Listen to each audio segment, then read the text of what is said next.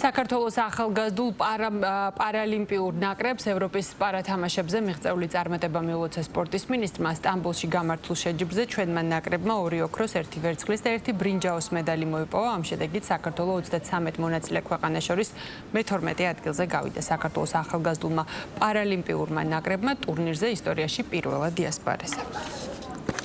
ნაკრები დაბრუნდა საკმაოდ შთამბეჭდავი შედეგით 2 ოქროს, 1 ვერცხლისა და 1 ბრინჯაოს მედლით, რაც გვაძლევს საფუძვლიან იმედს იმისას, რომ მომავალში ჩვენი პარასპორტსმენები უკვე დიდ პარალიმპიურ თამაშებზე საკმაოდ ძლიერი გუნდით მიიღებენ მონაწილეობას, ჩაერთვებიან სალიცენზიო ტურნირებში და ეს კიდევ ხელშეუწყობს საქართველოში პარასპორტის პარალიმპიური მოძრაობის განვითარებას. ეს იყო ჩემთვის ძალიან დიდი სიამაყე, რომ ასახელი საქართველოს ჩემი პირველი ოქროს მედალი იყო და ასევე გუნდურში ძალიან კაი ასპარეზობა გამოგვივიდა და ეჭვით არ ვიყარება, რომ წინ კიდე ძალიან ბევრი წარმატებები გველოდება. დიდი მადლობა საქართველოს სპორტის მინისტრმა, რომელიც ძალიან გვაფასებს, მას შევხვდით დღეს და ველაპარაკეთ ჩვენს მიღწეულ წარმატებებზე. ჩემი იყო დღეს მოპოვებული პირველი ოქრო, რამაც ძალიან გამახარდა, დიდი ემოცია იყო ჩემთვის.